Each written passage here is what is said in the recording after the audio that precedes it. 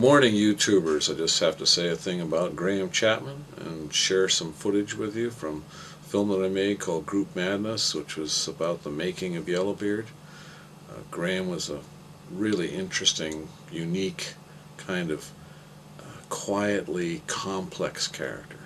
You know, if you enjoy seeing blind beggars being robbed, this is the movie for you. Yellowbeard. What's the story? Yellowbeard. It's Yellowbeard, by the way. See, it's not Yellowbeard, it's Yellowbeard. He's vicious, quite vicious, and in fact so vicious he would even kill inanimate objects. And he tries to bugger everything in sight. Which he does. If it's not sex, it's violence, but it's usually a combination of the two. Straight to gay to bi, back to straight. And he's a lesbian. Meanwhile, back in the jungle, it's the search for this treasure. She's enormous. You know, the treasure's probably so big you could make 4 or 5 sequels. When you've seen this film, you'll hardly believe it. It's a remake. True story. Lurking and looming. Machismo. He's an albino. Pirate. Desperate men and Bad pirates. beautiful women. And bullfighting. Oh, what is it? It's hot. It's all about that. And they end up in the treasure room, they have a sword fight, and everybody goes home. In a nutshell, that's Yellowbeard. Graham had this ability to take a sketch that was worked out, and at the last minute he'd contribute this twist or change the characters around in some way and make it completely over the top, and that was one of his gifts in sketch writing that he contributed to the Pythons. Fantastic. There you are, Lamborn. I was wanting your advice on a matter of etiquette. Now, does one curtsy before saying hello? Or does one go down while speaking? oh dear, that's tricky. Oh, excuse me, Admiral. I must just have a word with this gentleman. I shall be a moment. Oh, I see. Who's that chap who just sees her and wife? Do you know him? Steady, steady. He seems to have taken quite a shine to Lady L. Yes. Not many people do, you know, but when they do, they do. I asked Graham Chapman, what's the most fun you ever had? And he said, well, driving my Aston Martin at 140 miles an hour across Wales with my lover sitting in the passenger seat. I mean, that's got to tell you something about his personality. Yellowbeard! Yellowbeard! Oh! Yellowbeard. A tall, rough man with a big yellow beard. Yellowbeard! Yellowbeard! Ah, Mr. Yellowbeard. Captain to you, you scum! What? Graham Chapman came from a perfectly good family, went through medical school, and turned into this. The movie began as a mad gleam in Graham's eye.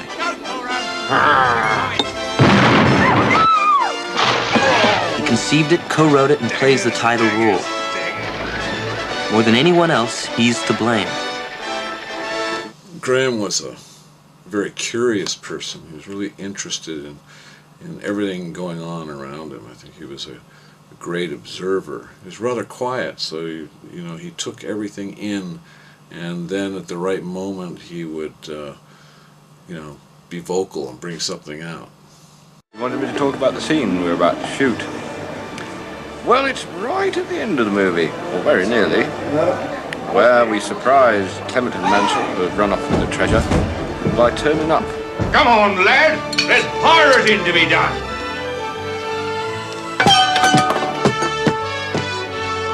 When Graham does the scene, he takes a cosmic leap. I mean, he goes into character and he's in the ozone. And he's extremely intense, and you'll see it in his performances. There's an incredible intensity to Yellowbeard or anything that Graham does. Seems to have taken a mild dislike to the priests.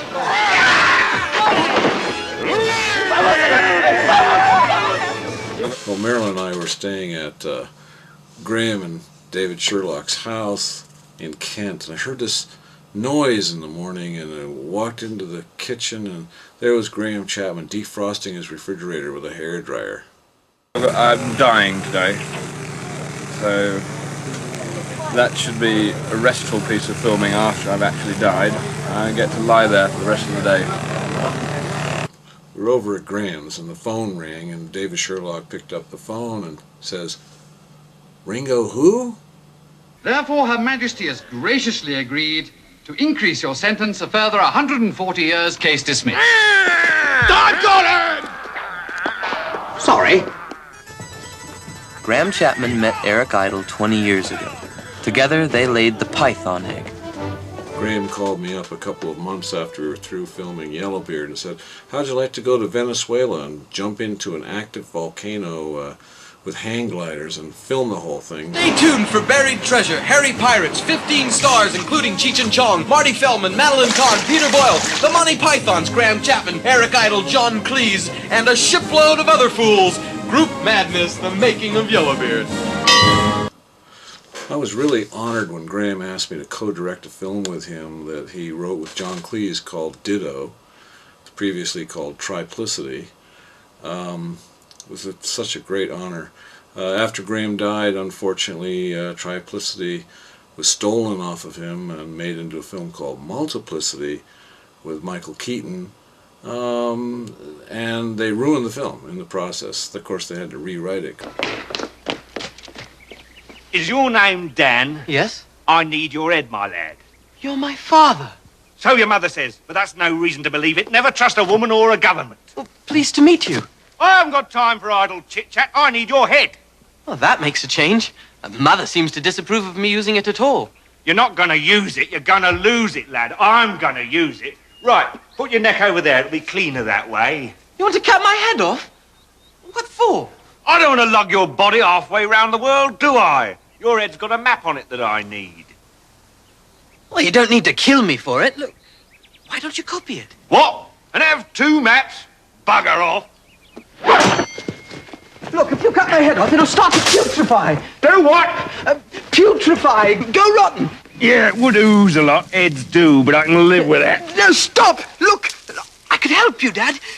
Everyone will be following you, and if they catch you, they'll have the map.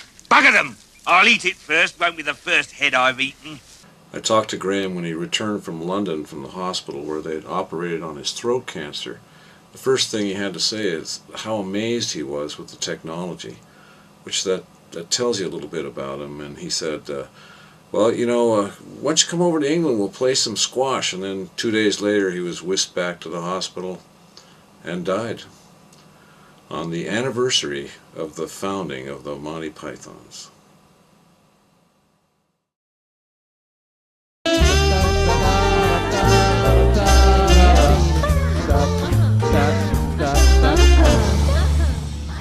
Maryland.